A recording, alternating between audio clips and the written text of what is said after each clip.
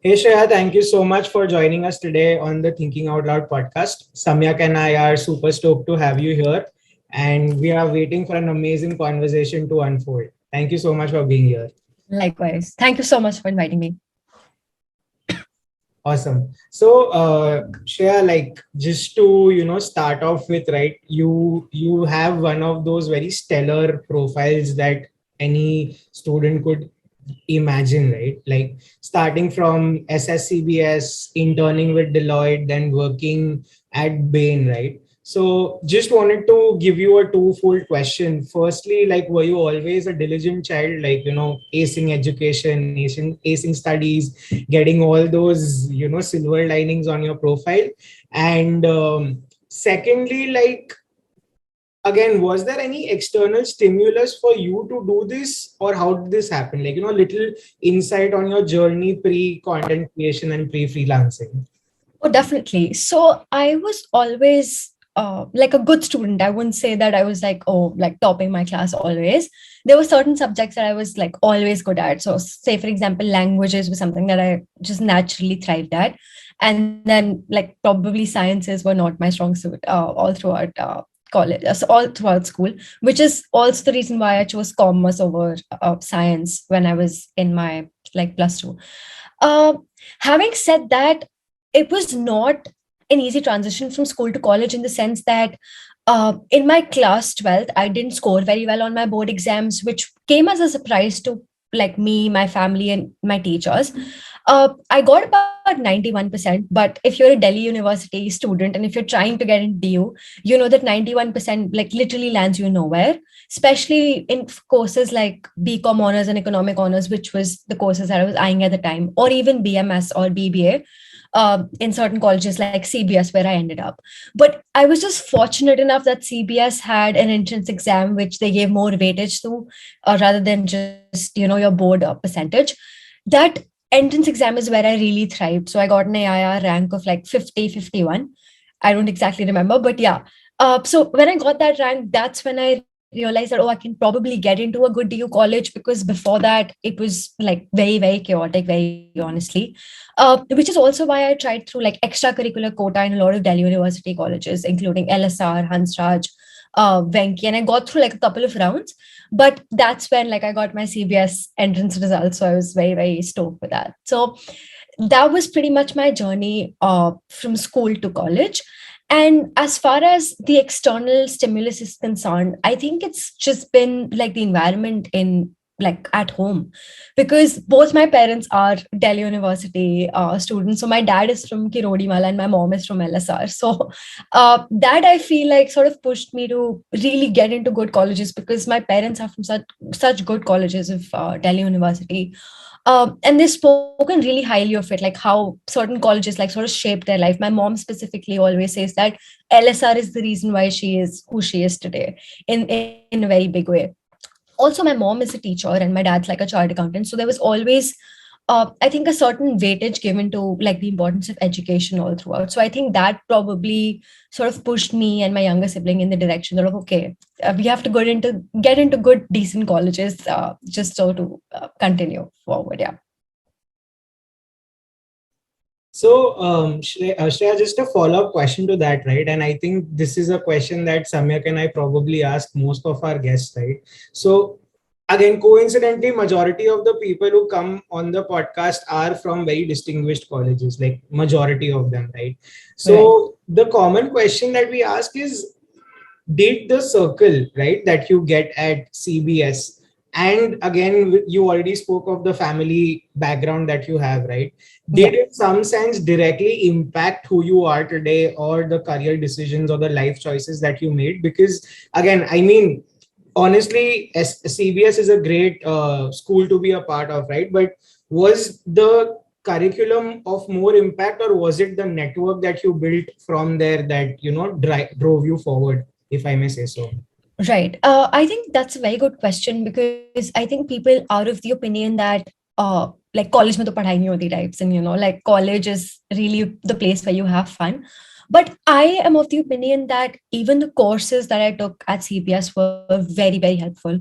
Our course was very pragmatic, for which I'm very happy. portfolio management. So these subjects are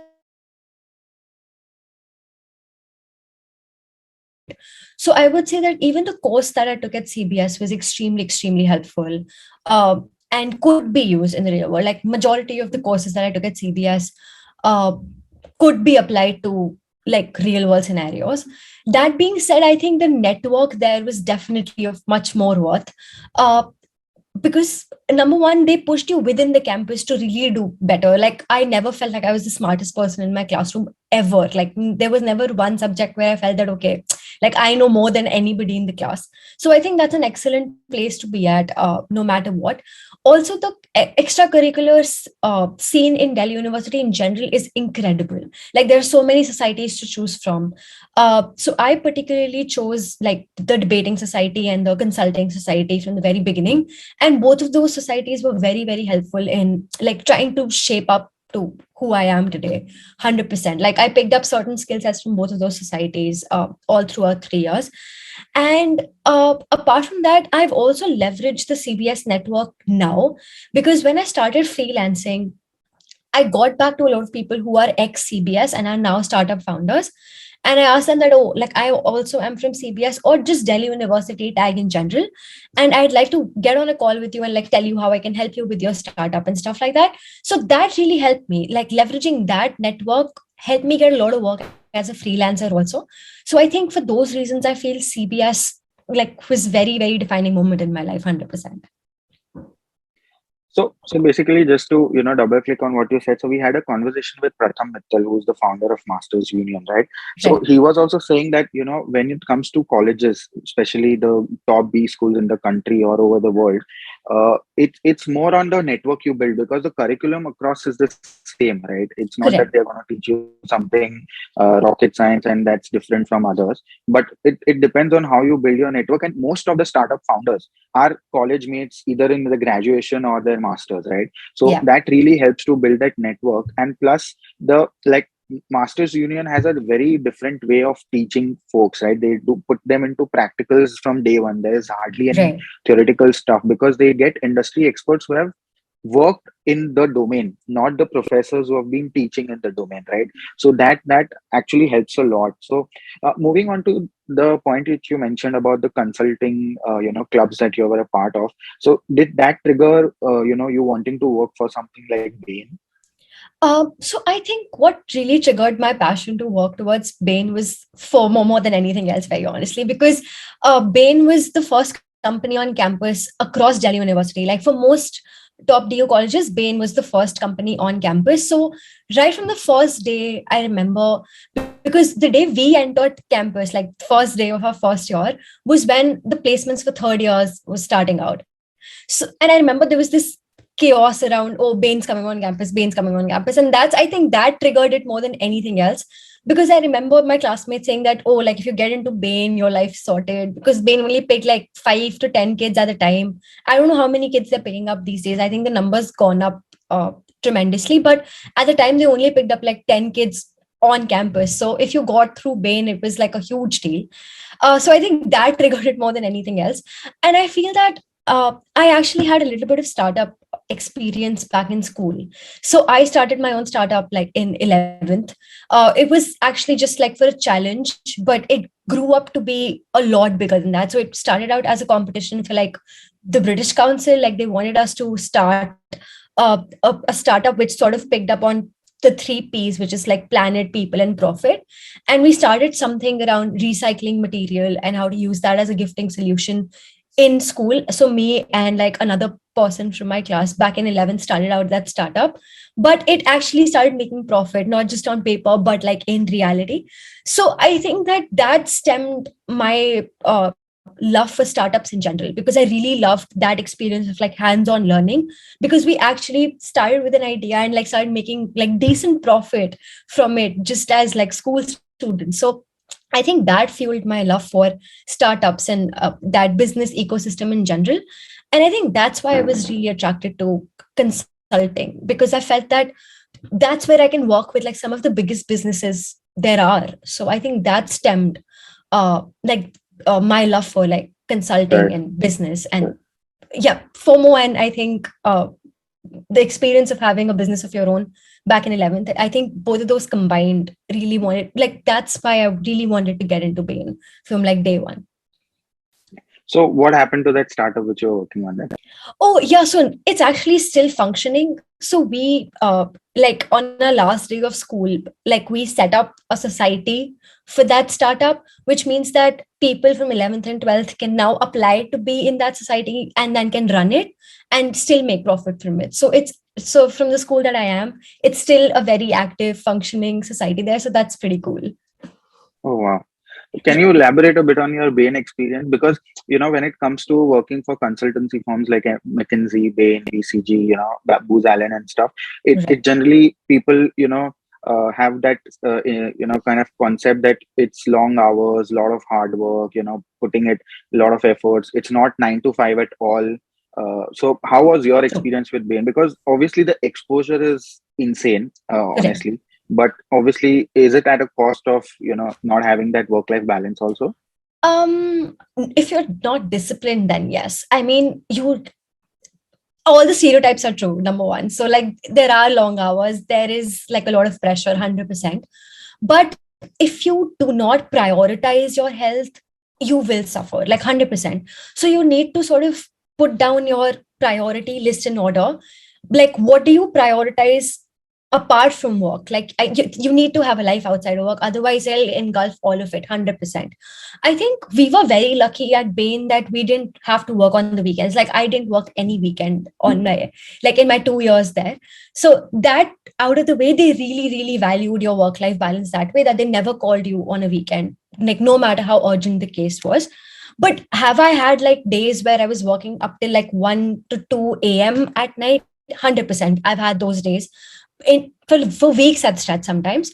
But they did value the fact that, okay, if there was a long, exhausting case that you worked on very recently, they'd give you like a day off, like usually a Friday, so that you have a long weekend break, right? So that way they try to also help you out a little in like some ways, try to help you have a better work-life balance. But that being said, that if you're not disciplined, so say for example, if you do not prioritize your own health over work, then yes, you will suffer 100%. Like I've seen my friends who just like were working 9 to like, I don't know, however long, and like they didn't exercise, they didn't do anything apart from work. But like I think 6 months into that cycle, I realized that I had to do something, because I felt like I was not working out. Like my mental health was at an all-time low. All I was doing was work. And on Sundays and like on the weekends when I was coming back, so I actually took up a place near my office, because the commute was like 2.5 hours, which was impossible one way. Even with the metro, like it was not very sustainable. So 6 months into the system, I actually decided to take up an apartment near the office. So I had to commute from Delhi, Gurgaon on the weekends. And yeah, when I used to come back home, I used to just sleep. Like honestly, that's all I did. Like probably talk to my family a little bit, because for the entire week I was out. But that was about it. Like I didn't really do anything apart from that. But like 6 months into that system, I realized that okay, I need to break the system and probably do something else also apart from just work.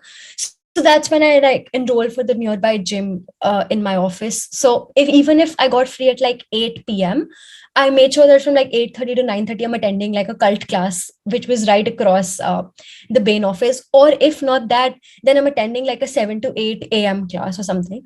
Also, we were really fortunate that our office had a gym. So if nothing else, I realized that, okay, even if it's for 20 minutes, I'll just go to the office gym. And yeah, that's about it. So I think that way you need to prioritize things outside of work. Otherwise, it's very easy to sort of get lost in the system, because it does take a lot out of you, both mentally and physically. So I think having hobbies outside of work, having a friend circle outside of work is very important, because if you only have friends within office, then that's all you end up talking about. And you all have very similar problems. So because on the weekends I was coming back home, I was talking to other people apart from just like, that ecosystem. That made me realize that I don't have any hobbies anymore. Like as an adult, it's so important to have hobbies also, I've realized, which is not just, reading books or not being just productive. So that's when I picked up things like, painting and stuff. Like my friends 100% helped me along the way, because they were doing those things. So yeah, I think like to sum it up, consulting takes a lot out of you 100%, but it also gives you a lot in return, right? Like you get to work with some of the best people in the industry probably. Again, I never felt like the smartest person in any meeting room that I was in. So that says a lot about the place in general. And they hired from some of the best colleges across India. So that definitely fueled the fact that everybody was so passionate about what they were doing there.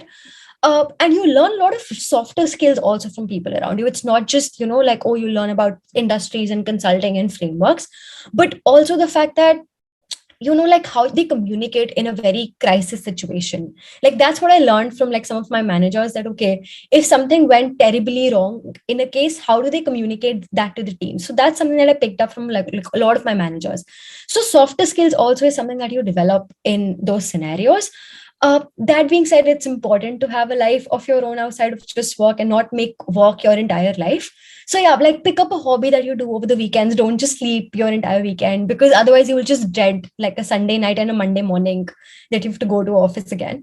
So yeah, have a life outside of work and prioritize your mental and physical health, like health over anything else. And you need to take time out for those things. Yeah. So, yeah.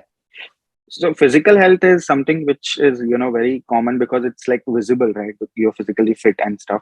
But Right. you clicked on mental health also, right? So Right. how did you kind of manage your, sanity in tough times, or maybe during those long hours? One of the things you said was, having a hobby, meeting Right. people outside of work. So that obviously triggers some kind of a sense of, achievement that, you're doing something other than work, right? But Correct. apart from that, if someone's so swamped with work, right, it's not a 9 to 5, it's maybe 9 to 9 or 9 to 12, then Yeah. then how do you keep your sanity in check? Sleep, I think, is very important. It's underrated as a medicine. I think I'll tell you something that a lot of people and like friends around me were experiencing.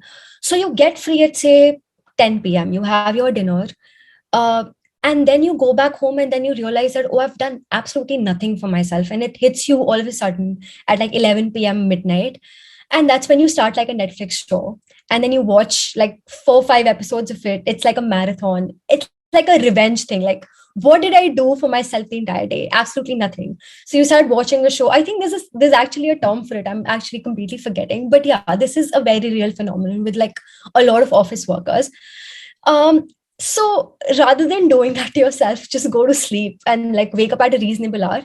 Because the problem is, when you sleep at say 2 3 a.m. and you have to wake up at say 8:30 by max, like if to get to the office at 9, uh like you didn't really get a good night's sleep, right? And then you have to do such like heavy intensive work which is very data driven. So it takes a lot out of you in general. Like you're not your best throughout the day, and it's not like within the day you'll get like a lot of breaks to sort of rejuvenate or anything. Most people have like working lunches also, like when you're in consulting, and if a case is very heavy, so it's not like you'll get time to sort of rejuvenate yourself within the day. So I think sleep is an underrated medicine in like generally in my generation. I feel people sort of haven't realized the value of it, but I like very quickly on realize that okay, I need to probably sleep rather than watch like a Netflix show or like some YouTube video for like another hour or two and just just waste those hours. Because if you sleep on time, you can wake up on time, then probably go to the gym on time. So all of those things are sort of interlinked. But apart from that, like these things help you on the surface of it. But if there's a deeper reason why you are facing issues mentally, I would say take help, like professional help. And that's something that I personally did, not at Bain, but when I started freelancing, I very quickly realized that like it was not fulfilling me, and like that really triggered me, because I was like, oh, like I left my job to do something that I love doing, but I'm not really loving it. But I was fortunate that like my elder sister, like my cousin elder sister, is actually like a PhD psychology. So when I was just talking to her casually, she said that why don't you like just take a couple of sessions, like not from her because she's family, but like some other, just take professional help, because it sounds like you've burnt out. Like that's why you're not deriving joy from anything. So, and it turned out that it was true. Like I just went from consulting, which was again very time intensive, to freelancing, which it was even more intensive. So now I was working even harder, which I didn't realize was possible. But I'm sure you resonate with the fact that if it's your own work, you work even harder, right? Like there are no 9 to 5, then it's just 24/7 you're working. There are no weekends or anything. So I very quickly realized that I have put myself in a situation where I need to work even harder and there is no break in sight. So yeah, like when I took professional help was when I realized that it was actually a burnout, and in the sense that no matter what I was doing, I would never really be happy doing it, because like I'm not okay mentally, and like everything stems from there, right? So I took professional help, and I think one absolutely should, even if you feel like you're all hale and hearty. I think going to a therapist is not going to help anybody. So take a couple of sessions, figure that out. It really helps you prioritize what things are important in your life in general. So yeah, I think just probably take care of yourself, health, have hobbies, have friends, talk to people outside of a Zoom meeting. That's very, very important. Have, because as humans are social beings, right? It's very important to meet people in social settings. Even if you're inviting people home, even if you don't want to step out of the house, right? Even if you don't want to spend money on like a fancy lunch, all of that is fine. What me and my friends did was we used to meet at somebody's house over the weekend, and like for 3 hours just paint in silence, not even like talk, just paint in silence, right? We didn't really spend money or like going out, eating out or anything. We should just order in, or maybe just make Maggie at home, right? Like there's nothing better. So it's not like you have to spend a lot of money to really take care of yourself mentally. You can do that on a budget. So that's something that I think people don't realize. You don't have to go out partying every single day to really take care of yourself or meet people in the social setting. So I did that, and sleep properly, like take care of your physical health also, because I think if you're not doing well physically, that also affects your mental health 100%. And apart from that, if you feel like it's still not working and you feel there's a deeper issue at play, like don't be afraid to ask for professional help. It'll take a couple of sessions, but it'll really bring to like light, and it'll really bring to surface what's really wrong on a very deeper level, and then you can very actively work on it, right? So nothing better than that. Thanks for being so vocal about it, because when it comes to mental health, people are generally, hiding stuff because they don't want to show their real self, or, hide Right. something. But, thank you for sharing it and being so vocal about it. Yeah, this Definitely. helps a lot of people. Yeah. I'm Samarth, glad. go on. So, Shreya, now to just switch gears a bit and move to things that you like, right? Wanted to understand how content happened. Like, was it during Bain, or was it that hobby that you picked during Bain? Because I remember Akanksha also, in some sense, was saying, Akanksha Munga, the travel Right. creator, right? She I'm said aware. that people at Bain appreciated and encouraged her travel work, right? So in some sense, that is where things started scaling up. So how has it been for you? Like, when did content happen? So I never thought I'd be a content creator, very, very honestly. Like it was an accident and nothing more than that.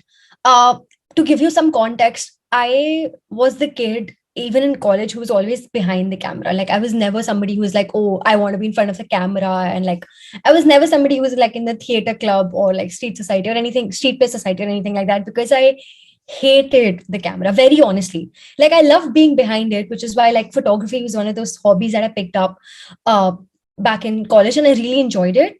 But that was the extent of it. Like I never really honestly thought that content creation was possible for me, and I didn't even think it was viable for somebody like me who's camera conscious in general. I didn't think it was the right career path for somebody who is not very comfortable in front of the camera. Like that makes sense, right? So even when I was at Bain, I never thought that one of the exit options is going to be content creation ever. The only reason why I left Bain was not because like I got a fancier job or anything like that, or I got like an MBA acceptance. It was just that after 2 years in that line, I just realized that whatever things I think are my strength aren't being honed in this environment. Uh, like I felt like I wanted a space where creativity was given a lot more space to sort of breathe. When you're working with a consulting firm, for things to function smoothly, right, there has to be templates that you need to follow. There have to be like templatization of the process in general. which I think I really enjoyed for the first 2 years because it really made me very disciplined as an individual. But I started missing that creative aspect of myself. And I felt that most of my ideas couldn't function because didn't fit in like a template, which is when I realized that I probably want to do something of my own for a couple of months now, right? And also because my dad has his own business, I always knew from very early on that what are the advantages of having your own business also, right? Like you are your own boss in the very real sense of the term. So because I had that push from my father and I'd seen him do it for like 25, 30 years now, I think that's where I realized that okay, if I don't take the risk now of like leaving the job and trying to do something of my own, I probably never will be able to do that. Because at the time as I was only 22, 23, and I realized that there is no major financial burden on me, right? Like the only financial burden on me is me, and I can very easily control that. And my consulting salary was good enough that I was able to save up a lot of it. So I knew that even if I'm out of work for the next 6 months, I can sustain myself because I'll be moving back home. I won't have to pay rent. I'll be cutting down on a lot of expenses that I'm currently incurring in Gurgaon. So that, with the fact that 2020 when I left my job was also when COVID like started. So it was not really like I could travel or explore the world or anything like that because that was just out of question. So uh, I at the time I felt that even if I'm not making money, I'll be able to sustain myself for the next like couple of months because I had that emergency fund ready. That being said, I think that gave me a lot of courage to start out experimenting in general. Like when I left my job, I remember the very next day, it was like my friend's wedding. And from there, I got the idea that, oh, why not become like a wedding photographer? Because photography was something I really enjoyed. So I thought that, oh, why not? Like if I'm just experimenting with things at this moment, I should probably like write down a list of things that I'm passionate about, which I think are my passion, and then like kick them off one by one. So I wrote photography on it. I remember I wrote strategy on it. I remember because consulting, I really enjoyed the strategy aspect of things. I know that I really enjoyed working with startups because I had one of my own, and I'd worked with businesses all throughout my tenure at Bain. So I wrote those things down on a piece of paper, and I decided to like check them off one by one and really figure out what my passion was. Because I think as human beings, it's not just one thing that you're passionate about. It's usually like a culmination of a lot of things, right? I think it's an amalgamation of different abilities that you have, different talents that you have that become your passion. So to start off with photography, even though I really enjoy the process of it, so I decided to help out a wedding photographer in their pursuit, and I said that I'll just shadow you for like one wedding. And I very quickly realized it was not my passion because wedding photography is actually a lot of work, is what I realized. And what happens in the wedding is just like probably 20% of the process. Most of it happens after the wedding, like the post editing and the entire process, right? So I very quickly realized after that wedding that probably wedding photography is not something I want to do. Like trial and error really helped me become a content creator, very honestly. So I checked that out, and then I started working as a strategist for like individual people in startups. So of course my first client that I worked with was not that big. It was just like friends and family circle. Like one of my friends was starting out a little venture of her own. So I helped her with the strategy of aspect of it, and just to build up a portfolio that, oh, like, and I can actually individually work with startups and like new entrepreneurs and stuff like that. And that's when I started leveraging my network again at CBS and Bain. And I started reaching out to founders saying that, oh, like I have this background and I would love to get on a call with you to figure out, okay, if I can help you in the process of starting out your own business and stuff like that. And a lot of them said yes. I think a mistake that a lot of people, especially freelancers, make is that they try sending out like hundreds of cold emails, and the conversion rate's really abysmal there. I think what they should do instead is just leverage their network in terms of their school, their college, or like their ex-employer or whatever, and start there. I think the probability that you will convert a client is much, much higher because you sort of have that shared connect. That being said, that's where I started getting a lot of my work from. And also getting on one of those calls really opened up the idea that why am I not reaching out to international clients also? And I think that's when I started reaching out for international clients, converted one of them. That really gave a push to like the money that I was making as a freelancer, because when it's an international client, you can really charge a lot more than in comparison to an to an Indian client. So I think that's when it hit me within 3-4 months of being a freelancer, that I can actually make a living doing this. Like, and I can actually make more money as a freelancer rather than, working in a consulting firm, which is saying a lot because consultancy does pay you a lot of money. So that being said, I started freelancing, and I was working at this point. It just so happened because of my background in finance, because at CBS I majored in finance, and my background in Bain, that a lot of fintech brands started like coming around, if that makes sense. Like, I worked with one fintech brand, and they sort of, I think, recommended me to another. And it just so happened by accident that I was working with more fintech brands rather than any other industry. It was never the plan. I was open to working with literally every niche that came around. I was not very picky that way. I actually enjoyed working with like different industries at the same time because I felt like it kept you creative. Uh, One of those fintech brands at the time approached me saying that you're already helping us out with the content strategy aspect of it. Why don't you become like the face of our YouTube channel? Because we're growing our English YouTube channel. Um, to that, I immediately said no, because like that was my immediate response. I said no. Like, I didn't even give it a second thought. I was like, no, I can't do that. And they said that, okay, we'll pay you like X amount of money per video, which was good money. Very honestly, like considering we only had to put out about an hour of content, and all you need to do is record from your iPhone at home. Like, they made it the process so simple and very lucrative, but I still said no, which should tell you that how like camera conscious I really was, that money was not the driving factor anymore. It was just the fear, honestly. But I thought about it, I discussed it like with my family, and like everybody was like, why don't you give it a shot? Like, it's not even about money at this point. It's just that you'll always be stuck in that fear if you don't really try it out, right? Like, give it a try. If you don't like it, like, do one video. If you don't like it, you can always say no, right?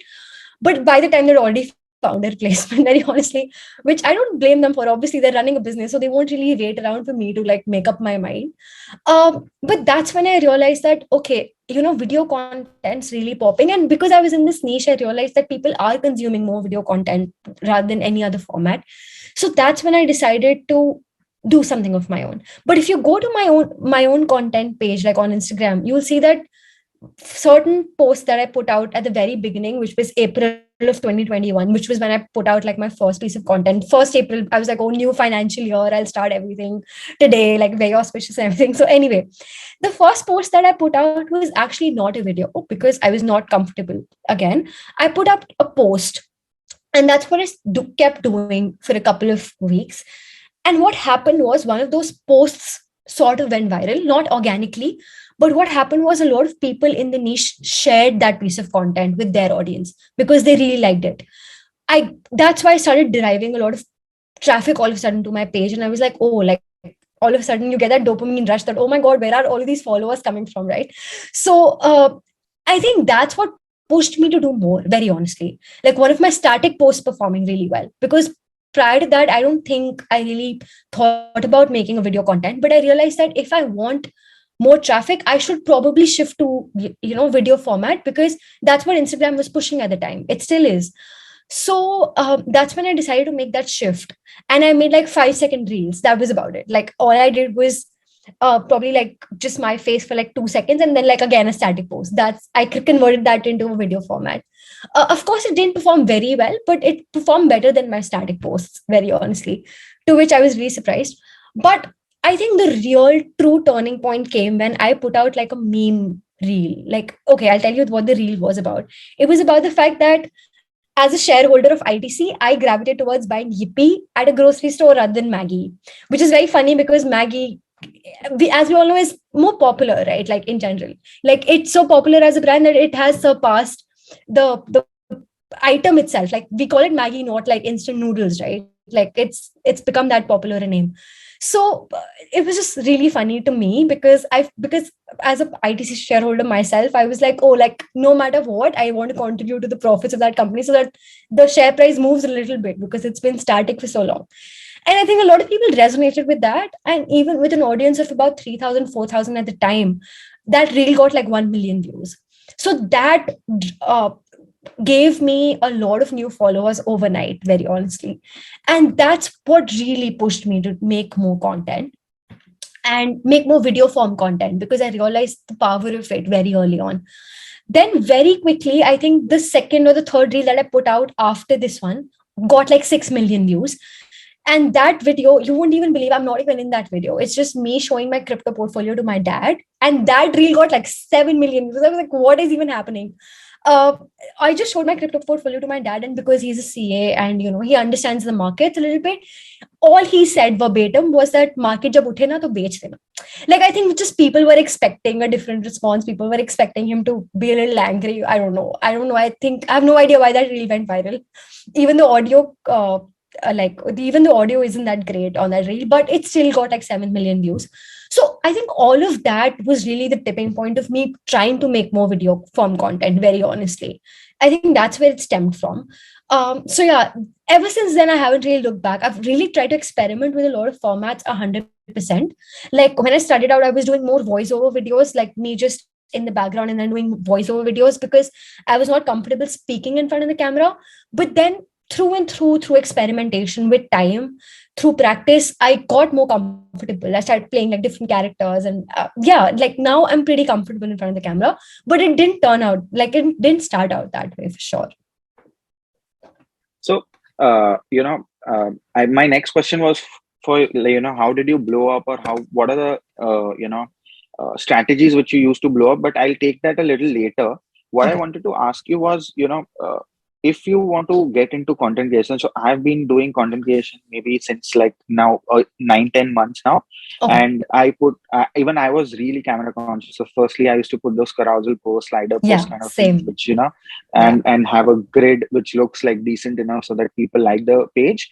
And then suddenly I said that let's give it a try. And once you start building, and once you start coming on camera and start putting, then it just becomes like a pilot mode for you, autopilot, that now it's just a flow. And now I kind of started getting my wife also there, so now even she is not camera conscious at all. Family business. So yeah, totally. Nice. But too small. But the real question behind it is, your 1-2 reels just blew up, and then you just never looked back. But given like a strategist, because you have been in the strategy role, you have consulted. Correct. What has been your strategy behind growing your audience in terms of creating content, or providing value to them, or having brands behind you? What has been your I would say SOP to grow on various social media platforms? I think number one is providing value 100%, no matter what. Just something that people take out of that 60-second video is very, very important. And usually just one thing, because if you confuse people with more than one thing in a 60-second video, there isn't enough attention span. So to figure out that how do you distill the information enough that you can put it out in a way that people can understand within 60 seconds is P1, like that's priority one. It doesn't have to be educational all the time. It can be funny. It can be just relatable content. Not every reel that I put out initially, at least, was like about insurance, about income tax. I wasn't comfortable talking about those things in 60 seconds. So I never put out that content. The content that I put out initially was very like relatable content as somebody who's starting out their investment journey. What are the mistakes you make and stuff like that? Or probably like my top 3 mistakes that I have made as an investor in the past couple of years. I think those were the things that people related with more than anything else. So even if you feel like you don't have enough information to talk about something, at least try to talk about something that you feel will give value to people. If not information wise, at least make them laugh. Like either of those 2 things you should be able to achieve. So that's priority 1, always giving value, like keeping your content audience centric is very, very important. I feel that's number 1. And number 2, which I give a lot of value to, is being true to who you are in terms of like having your own unique voice. Because when you work as a social media content creator, it's so easy to get lost in the pool of the algorithm, right? Okay, what is the algorithm pushing this week? Or what are the audio trends that are going around this week? But if you can like say no to that, okay, I'm not going to do what everybody else is doing, but rather have my own unique voice in that entire pool. I think I feel that really makes you stand out as a content creator, not succumbing to the fact that, okay, what is the algorithm pushing, but rather what do I think is best for my audience and how can I put it across in a way that it's very, very unique to who I am. So probably developing characters, probably developing a script which is very unique to you, probably developing a storyline which is very unique to you is very, very important in my opinion, because otherwise it's so easy to just probably show up on somebody's feed but not be like you, there's no recall value there, right? Like I'm sure that in a day when you're scrolling through Instagram you come across so many reels but you don't even remember the username of the person who put it out, because that's the kind of attention span we have these days. We see a lot of reels but we don't even remember the name of the page that put it out. We probably see like 5 reels put out from that page but there is no recall value, there's no brand value there. So it's very important to have your own unique name when it comes to content creation, and the only way I think you can do that, especially in a reel format, is that developing a very unique voice, character, storyline, or something that just stands out about you, and then doubling down on that. I think if you do these two things right, it's very easy to have the audience keep coming back for your content. If you're deriving value, why won't the audience come back, right? Absolutely. So 3 follow-ups here. One is, how important it is to collaborate with other people, to Right. kind of create quality content. Number 2 is, nowadays I've seen, so you mentioned about the audio which is trending and stuff like that, people using that, so it blows up and stuff like that. So is it actually because a lot of people use that and it blows up? Like for me also, I used an audio content which was trending and it blew up, but it was not a quality content, to be honest, right? But it Yeah. just blew up because people just find that funny, you said, right? It just makes them Right. laugh. And third one is, how do you derive content ideas, when you're putting up content over all the platforms? So 3 questions. I can, you can take it up one by one, or Yeah. I'll repeat once. Yeah. Awesome. So let's start with the first one, which is around collaboration. While I think collaboration is important, I think one should try to collaborate from people which are not from the same niche also. I think that should be given a lot more importance, because uh, I think that's when the audience is able to see like two worlds collide. So for example, all my collaborations have tried to come up with a collaboration idea which is just not, oh, like a finance influencer with another finance influencer talking about like a finance piece of content, because you can do that on your own also. So what new is that collaboration bringing to the table? So my approach to collaboration has been that I would want to get an expert on board who's not from the finance niche, and then try to see that, okay, how is finance also impacting all the other lives, all the other spheres of your life, right? So I collaborated with actually a therapist. I don't know if you know her, Awkward Goat, who's like a Instagram therapist. So her name is Divija. She has like degree in psychology, so she's like a proper psychologist, and she talks about mental health a lot on the platform. And I collaborated with her to talk about how like we've done a couple of reels together at this point, like one on her page, one on mine, but we've talked about retail therapy as a concept, right? Like it covers both mental health aspect of things and also the fact that it's not probably the most financially wise decision. So how do you deal with that? So I think collaboration for me at this point is more about what is it that I can bring for the audience, which I'm not able to bring about alone as an individual, because I have no idea about mental health, right? I'm by no means an expert, but I do know a little bit about finance. So I think colliding those two spaces really help the audience, because retail therapy is something that we all do sometimes. We connect with, we resonate with that idea, but we probably don't know how to keep that under control. Or some of us don't even realize that's a problem until it's too late, right? Until we have those mounting credit card debts to pay. So I think talking about that issue really helped the audience in some way. And it was amazing to see comments like, oh, like I do this, but I didn't know that this is what it was called, or I didn't know that I had to address it somehow. So, like when those comments come about, you feel like you're doing much more than just like collaborating for the sake of it. I think that for me has become a priority. If not like something very heavy like mental health you want to talk about something funny. So I've collaborated with a lot of comedians on the platform, very honestly, just to bring about that angle, which I think I probably alone would not be able to bring about. Their character that they play for their audience probably is a better way to bring that point across. So there's a person on Instagram, I think she's very, very funny. Her name is Satya Shah, and she creates like funny reels on Instagram. So I collaborated with her and we did like a video on how, like, when you go out to a restaurant, how do they frame certain things that they want you to spend more money on. So she played a certain character which was very funny to her audience, and I brought about that angle that of like psychology of money and how people trick you to spend more money. So yeah, the people really resonated with that idea, and like the comment that you get the most out of these collaborations is, this is the collab that I didn't know I'd need, but I really wanted, you know. So but I think collaboration has to be seen more from the lens of, okay, how can I bring about a point which I alone might not be able to drive home? How can I collaborate with somebody on the platform? So, say for example, if you want to talk about medical insurance, probably collaborate with an Instagram doctor also. There's so many of them now, and it's amazing that you can collaborate with like actual doctors on things like medical insurance and, you know, add-ons in health insurance and stuff like that. So figure that out first, rather than thinking that, okay, this creator has XYZ followers, if I collaborate with them, I'll also get XYZ followers. Because I don't think that's the right approach to collaboration, very honestly, because I don't think the audience will derive a lot of value out of it 100%. Also, you don't get a lot of followers out of collaborations. I think it's a very big myth that if I'm putting out a collab reel, I'll get like, I don't know how many followers overnight. Very honestly, you will probably get a couple of new eyeballs who see your content, and they might get converted. But I don't think that's the right approach to looking at a collaboration, very honestly, because if you don't put out quality content every single day, even if they come in the first go, they'll not really convert as a loyal audience any which way. So I think that has to be taken into consideration for a collaboration.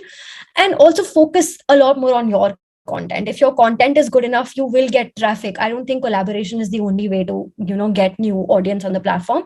If nobody's collaborating with you, especially if you're a newer creator, you'll face that problem that, okay, bigger creators don't want to collaborate with you because of the metrics, the qualitative metrics. It's absolutely fine. That's not the only way to grow on the platform. While you can try to do that, try to collaborate with more people outside of the niche, number one. And please know that collaboration is not the only way that you will grow your audience. There are literally multiple other ways. Now, coming to your second question, which was around could you Trending repeat that audio. question? Trending Yeah, audio. trending audio, right? um it'll get you eyeballs, number one, I agree, but I don't feel like that'll be audience that'll get converted. You will get eyeballs, you'll get views, but I don't think that is going to translate into like followers or people who buy from you at the end of the day. Or not even buy from you, like people who become like loyal audience who come back to your content every single day. It'll be lost in a pool of like funny content that they see every day. So if also I feel that content needs to be approached from like a lens of, I don't have to put out a certain type of content every single day. I think that's what people don't recognize, that content doesn't have to be educational all the time. It can also be entertaining. It can also be very personal. So I make sure that I post at least one carousel in a month, which talks about me and like my struggles. And not to be narcissistic or anyway, but like talk about struggles that I'm facing as a content creator, struggles that I'm facing as somebody who is on camera all the time, somebody who, because I think that makes the audience, it makes the audience feel like you're also human at the end of the day, and you're not just a machine who's putting out reels every single day. So your how I figure out my content strategy is that in a week, if I'm putting out like 5 pieces of content, 3 pieces of content have to be purely educational. That's something that people derive value out of. One piece of content can be just entertaining. It can be entertaining. If you feel like you need to drive traffic, you can do that through that one piece of content where you probably follow a trend and it gets you new eyeballs. But the only way those eyeballs will get converted into real audience is when they see that, okay, they're actually getting value out of your content. So one piece of content can just be for traffic, can just be for that virality factor. And then last piece of content can just be personal. That once a week you sit down with your audience. It can be an IGTV live, it can be a reel, it can be like just a post where you pen down your your thoughts, talking about you. Like, say for example, if you're a finance creator, you can talk about 3 mistakes I made when I was starting out as a beginner. So that makes the audience feel like, oh, like if this person can do it, then I can also probably do it down the line, right? So when you approach your content in a way that it can be diversified, doesn't always have to be that, oh, like I need to drive a point home every single time. It can also be funny, and it can also be light-hearted. I think it'll definitely get you the eyeballs. Also, I feel that it's a very big misconception that only audio trend goes viral. That's not true at all. If I've never used audio trend ever in my life, very honestly. I'm actually really bad at like saving audio and then using it later. That mechanism, I don't think I've still figured out, very honestly. Probably why I haven't tried that trick yet. But still, a lot of my reels have gone viral over the past 18 months. And the only way that happened was, when I look back and I analyze why that happened, is because I felt like that reel helped out people more than any other reel that I've put out. So the last reel that went out viral for me was no audio trend, nothing trending. It was me talking about how do you close your credit card without affecting your credit score, which is something that you have to be very cautious as to what is the audience asking you. So every time I put out a content around credit cards, people were like, okay, what if I want to cancel my credit card? What if I want to, I don't use a credit card, or I have enough credit cards, I want to close this one, but I know it for a fact that it'll affect my credit score. Then how do I go about those things? So when you actually really pay attention to what the audience asks out of you, that piece of content really goes viral. So when I put out a solution to that, like that got like 2 million views in like a span of like 5-6 days. So what I'm trying to say here is that even though audio trends can get you new eyeballs, if you put out consistently good content, valuable content that the audience wants to see, and it's a question that audience has been asking you time again, and if you're able to provide a solution to that, the probability that that piece of content will go viral is very, very high. And I'm sorry, what was the third question again? The last one was, how do you generate content ideas? Or one, I think you mentioned about the comments people asking you, right? That Yes. I want to know about this. And Yes. other than that, if there's any. Yeah. So I think when you start out, there are like multiple ideas you have in your head. I had like an Excel sheet prepared. Okay, I have like 100 ideas already that I want to talk about investing. I want to talk about insurance, tax, and credit cards and loans and stuff like that. But when you're in that content creation game long enough, you know that you run out of ideas. It's bound to happen, no matter what the niche is. So rather than, sort of dropping your value that you put out because you don't have new ideas anymore, what I would suggest you do is, number one, go through all your DMs and comments of every single reel that you put out. Every time I've put out a content around education loan, I've been asked, okay, how do I get a loan without a collateral? At least 10-15 times via DMs or comments. So I know it for a fact that that's something that audience is interested in. And I did create a piece of content around that. When I put out a reel around, okay, loan against PPF, a lot of people were like, okay, I don't have a PPF, but I do have an EPF. Can I get a loan against that? I created a reel on that. So a lot of your ideas really stem from your audience. Just make sure that there is a way that they can communicate it to you and be active in like your comment section. So I reply to every single comment that I get, even to this date. Even if I get like 200 comments, you'll see that by the end of the day, it's 400 comments, because I make sure that I reply to each and every comment, even if it's a hate comment, even if it's a troll comment, I'll reply back to them.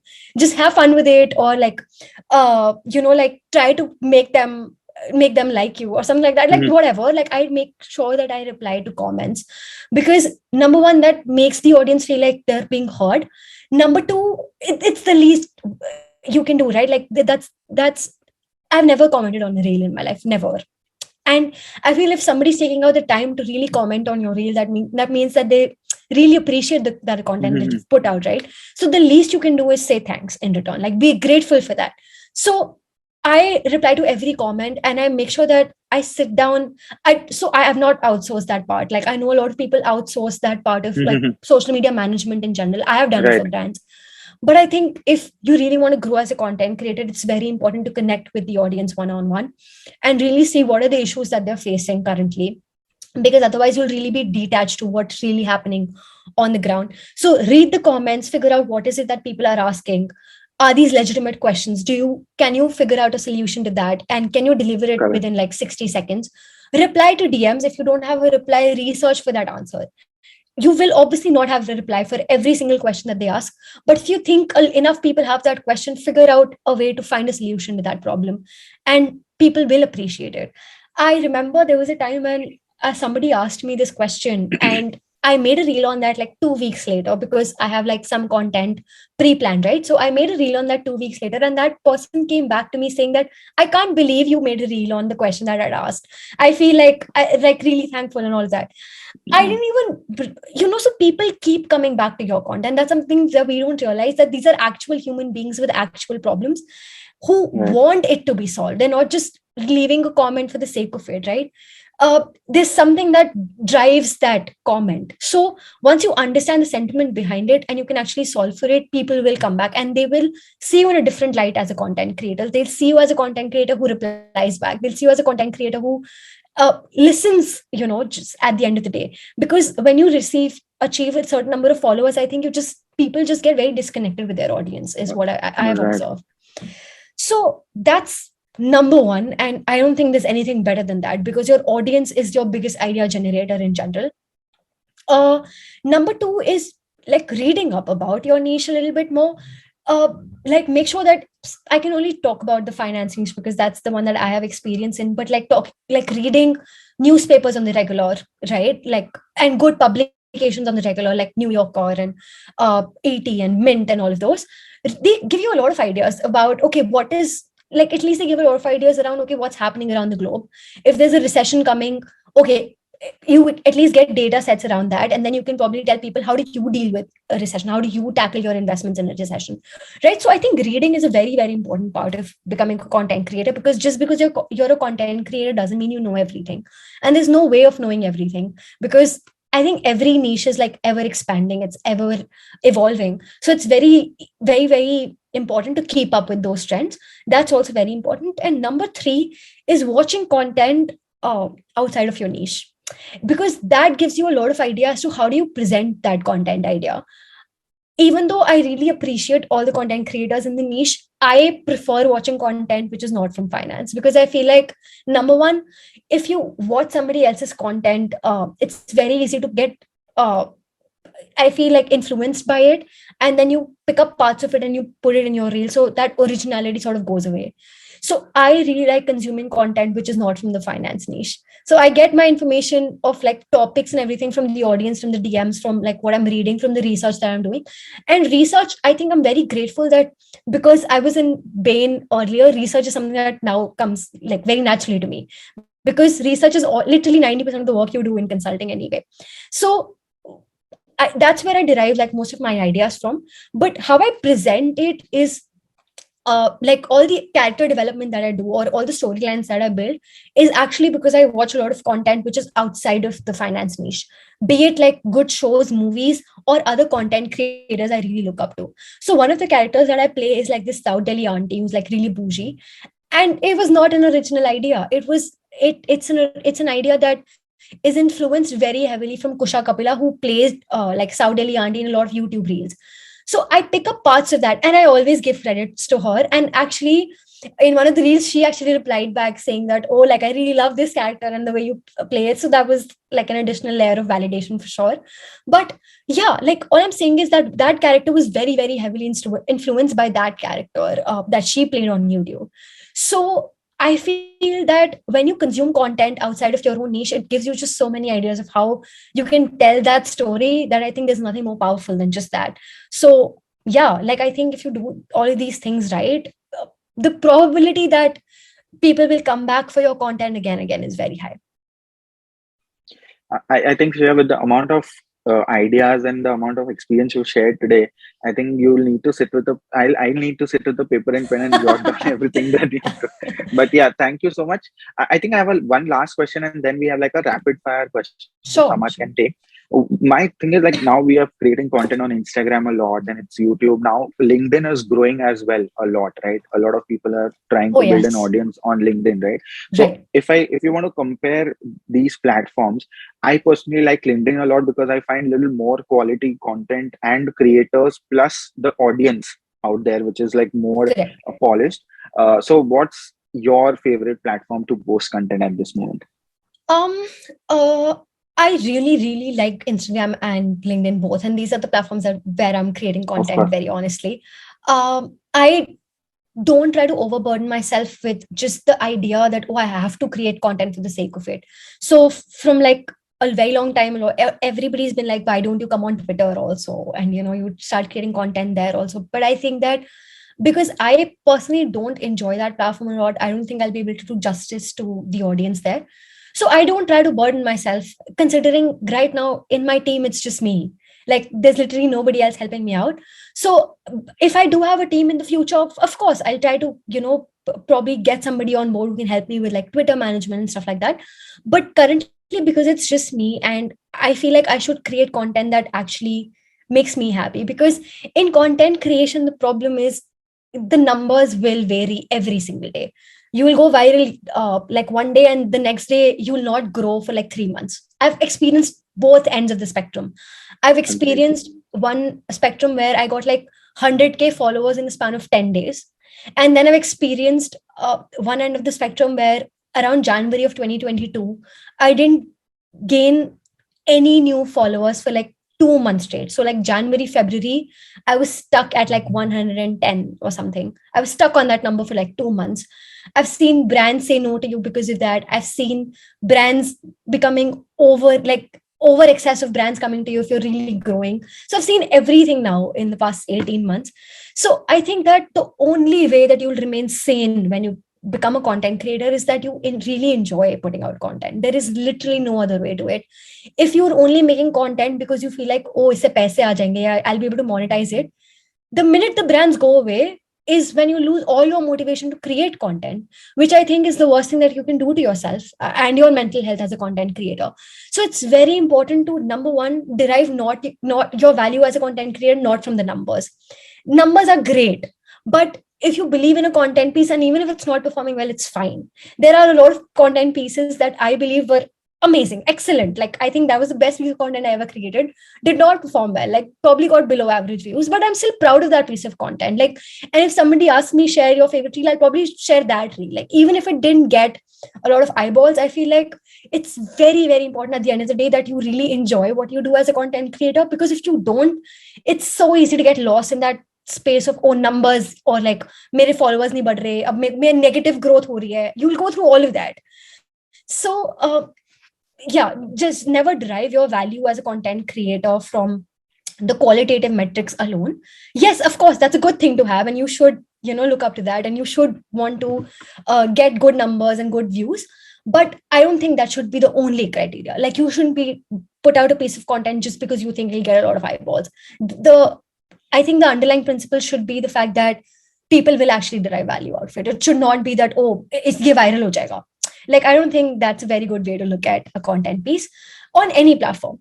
That being said, coming back to your question, I think I digressed a lot from your question, but the content pieces that I put out, my philosophy basically is that on Instagram, it's cater to an audience which wants to look at more finance heavy content. On LinkedIn, that content hasn't performed well for me, just talking about finances or like insurance or income tax. But what has really performed well for me on LinkedIn is talking about like my consulting experience, freelancing experience, my experience as a content creator, because I think I've just worn so many hats over the past 3 years that I can talk about diverse experiences with ease, because I've done all of those things. So when I talk about those things, the audience performs really, really positively. So just from a very data centric approach, I feel that when I put out content which is very finance heavy, performs really well on Instagram. But when I put out my experience in a reel as a freelancer, doesn't perform that well. So just from a data perspective, I put out more freelancing consulting heavy content on LinkedIn and in a long form content. And on Instagram, it's more finance centric, that okay, credit cards, loans, income tax in general, because there's tax on everything. And then literally everything under the umbrella which you can talk about when it comes to finance. That's what I talk about on Instagram. And I experimented with everything. So I think that's key. But you need to see that, okay, how is the audience performing? Because at the end of the day, you're also creating content which needs to help out the audience. If I feel that, okay, people aren't really enjoying freelancing content on Instagram, I'll stop doing that. And I'll put out, finance heavy content there. And because on LinkedIn, that audience has responded really well to freelancing stories and consulting experiences, I put out more content which is around those niches there. So just from a data perspective, that's been like my approach. And I just really enjoy like writing content of my own, like long form content, which is why I really enjoy LinkedIn also. Also, I think the kind of audience that you have on both these platforms is very, very different.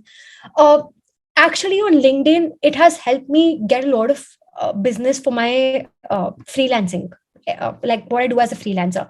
So when I talk about, oh, my experience as a freelancer, a lot of startup founders are like, oh, what do you freelance in? Can you help us with this? Or XYZ. So I get a lot of business out of LinkedIn that way. And yeah, Instagram for me, that way is very different. So the end goal from LinkedIn for me has become very different from what the end goal on Instagram is. For LinkedIn, my end goal is to get more clients for my freelancing business. And on Instagram, it's just growing that audience and, developing that finance community. So yeah, probably having more defined end goals from what you want to derive out of those platforms, I think would really help you figure out, okay, what is the content strategy I need to have on the platform? Because if you want to get more clients for your freelancer business, you should probably not talk about, oh, yeah, insurance add-on Lelo. It does make sense. Yeah. Fair enough. I think it's maybe LinkedIn, you'll find like a more intellectual kind of people where you get more clients, because it's like more like a business profile which you have. And on Instagram, it's more like a generic profile where, you brands, you may be getting brand deals or getting to grow your followers. So agreed. I think that makes sense. Yeah, I think there is very, very smart people also on Instagram. I think that's again like a very, personally, I think that's a myth that, oh, like the intellectuals are on LinkedIn, because that's not true. You will find everybody, like people from all walks of life on every platform. Okay. But I think where LinkedIn is different from Instagram is that you will find people who are more like business minded, like they want to start something of their own in that niche, or they probably want to get it like job centric, that's the approach. Understood. Because that's what the platform is about. And also like a lot of startup founders. So if you want to connect with like startup founders for, say, for example, your podcast, then probably creating content on LinkedIn makes a lot more sense. Yes. But yes, when it comes to creating content for the masses, definitely Instagram, I think, is Instagram. Yeah, agreed. Better platform. Yeah. So Shreya, just moving to the last segment of the conversation, and this is a question that we ask all our panelists, right? So there are just two questions, and it's more of a rapid fire thing. So whatever comes to your mind first, right?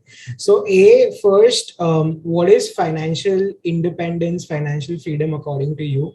And second, any books, blogs, podcasts, recommendations that helped you upskill yourself? That's it. Financial independence to me is that you can take care of yourself comfortably, and like whatever you want to do, you're able to do, right? Like, so I personally really enjoy traveling, but I think I became financially independent in the sense that even if I'm going out, even if it's an international trip, I no longer have to ask my parents to fund it. So in that sense, I feel that I've become financially independent. I don't think you really need to stop working to become financially independent, that, oh, like I'll take an early retirement and all of that.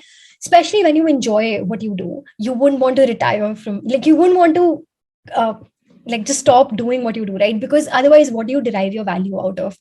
So I think financial independence to me right now, and I think this definition will keep on evolving, right? Financial independence to me back when I was like probably like 18 was very different. It was probably just getting like 5,000 rupees as pocket money.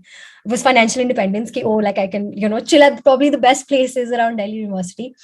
But to me now, it's just that whatever passions or hobbies that I want to pursue outside of work, I'm able to sort of fund that on my own. And then also like just that, like very honestly, and also probably give back to like people who've been around, right? Like, say, for example, I have a younger sibling, and like I really like being somebody who can fund his hobbies and passions also. Not that my parents won't do it, but it's just that I want to give back to him. I want to give back to like a support system I've had forever. Like, he's been like my biggest cheerleader ever, so I want to give back to him. Again, to your parents, to your family, to your friends in general.